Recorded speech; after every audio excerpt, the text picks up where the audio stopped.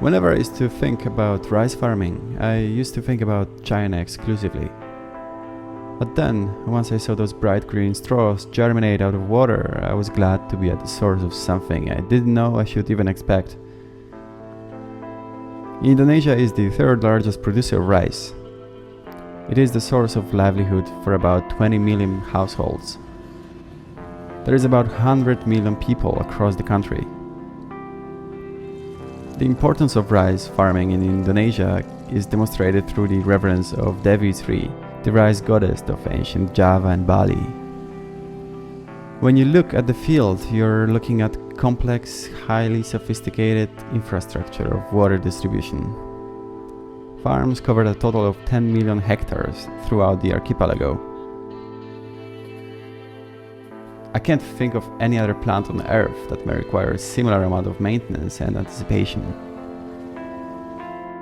Straws start to grow once fully immersed in water and then continue from the soil once it's dry.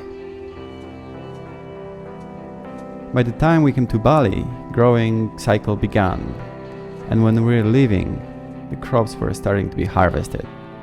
It was fascinating to witness the entire process.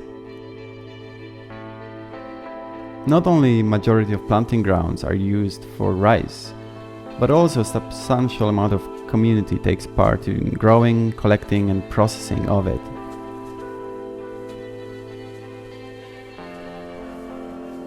The hardest part of the process was seemed to be handled mostly by women, mostly mid-aged.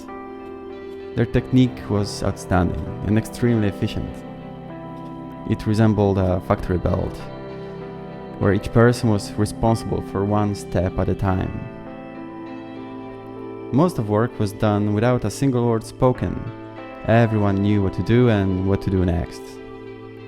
There was no one complaining, cheating, or doing less than the next person.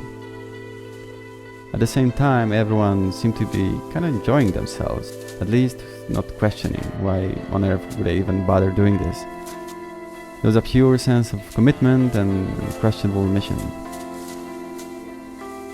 Once the straws were collected, they were gathered into a bunch. They were processed by smashing them against the wooden board. This process allowed rice seeds to fall off the main plant. I was under the impression that every single seed had to be captured and never wasted on the ground. And just like that, seed by seed, and hour after hour, month by month, fields would grow at tons of what seemed to be the main foundation of everyone's diet.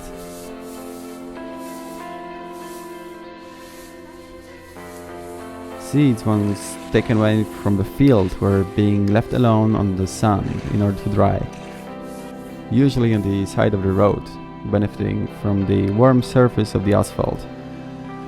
From there they were packed, and shortly after they were on the way to the distributor.